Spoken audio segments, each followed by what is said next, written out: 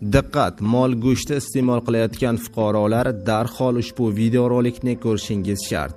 Go'sht narxi nazoratga olinadi.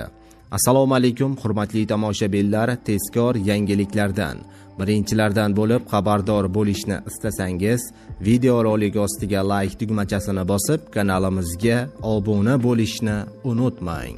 Diqqat qiling, Qirg'iziston hukumati go'sht narxini nazoratga oladi. Qirg'izistonda go'sht narxlari davlat tomonidan tartibga solinadi. Tegishli qaror suv resurslari, qishloq xo'jaligi va qayta ishlash sanoati vaziri Vaket To'raboyev raisligida o'tgan yig'ilishda qabul qilindi. Bu haqida 24 KG nashri xabar berdi. Rasmiylarga ko'ra, ushbu chora-tadbirlar go'sht narxining keskin oshishining oldini olish, chorva mollarining chegaradan noqonuniy olib chiqilishiga qarshi nazoratni kuchaytirish, chorva eksportiga me'yoriy cheklovlar joriy etish uchun amalga oshirilmoqda. Antimonopoliya xizmatiga mamlakat bo'ylab go'sht narxlarini doimiy monitoring qilish va tahlil etish topshirilgan.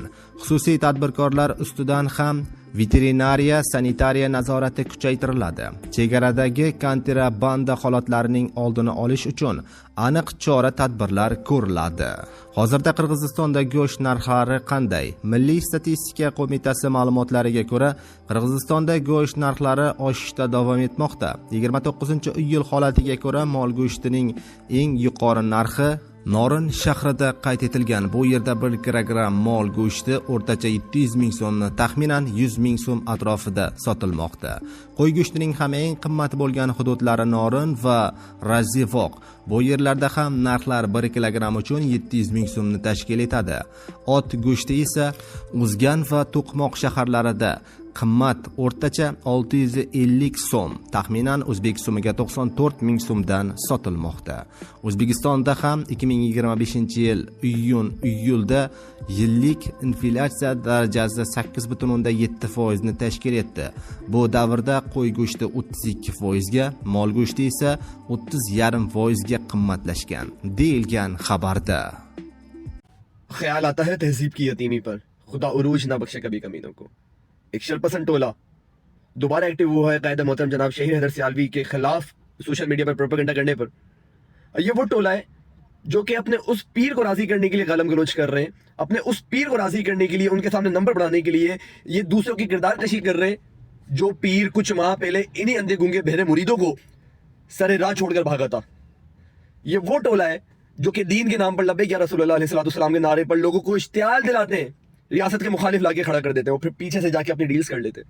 हमें तो पता है ना उन फाइल्स के हवाले से, हमें तो पता है ना इनके बैकग्राउंड के हवाले से, कब कहाँ इन्होंने अपना किरदार कशी की, कब कहाँ इन्होंने अपने कारकुनान का खून बेचा है। और ये आज उस मर्द मुजाहिद के खिलाफ प्रोपेगेंडा कर रहे हैं जो कि हमेशा सफ़े अव्वल में रहा है। वो चाहे नामो से रिसालत का मकसद हो, वो चाहे नजरिया पाकिस्तान का मकसद हो, वो चाहे डॉक्टर आफिया सिद्दीकी का मकसद हो, वो सफ़े अव्वल रहा है।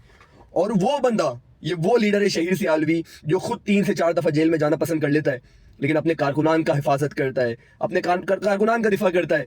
आज तक उनकी 14 साल सियासी तारीख में कोई एक कारकुन नहीं है जो शहीद सियालवी के पीछे जेल गया हो। हमेशा मकसद के लिए, नजरिए के लिए हमने जिदोजहद की है। और अगर हथकड़ियां लगी हैं तो कायदे मोहतरम जनाब शहीद सियालवी को लगी है, किसी एक कारकुन को नहीं लगी।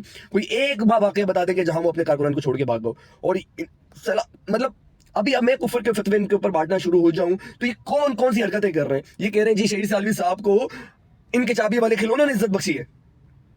यार हमने तो कुरान में पढ़ा है वतुइज़्ज़ु मन तशा वतुज़िल्लु मन तशा, अल्लाह जिसे चाहे इज्जत दे, जिसे चाहे जिल्लत दे। और तुम कह रहे हो टीएलपी ने इज्जत दी है, और लानत तो तुम पर, कुफर के फतवे तो तुम पे बटने चाहिए। तुम कह रहे हो 150 लोग लेके ये सियासी जमात बना के बैठा हुआ है। ओ भाई, कौन सी किताब में लिखा है, कौन सी दलील है कि जो हक पे खड़ा होता है उसके साथ तादाद ज्यादा होती है।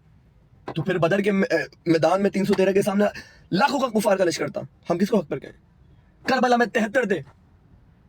हमने तो तारीख में हक पर रहने वालों की तादाद हमेशा कम देखी है। और तादाद से कौन सी जंग लड़ी जाती है बेगैरतों, कौन सी जंग तादाद से लड़ी जाती है। शहीद सियालवी चाहता वो मसले की चूरन बेच के मैदान मलमारा तो लाखों लोग सड़कों पे निकलते।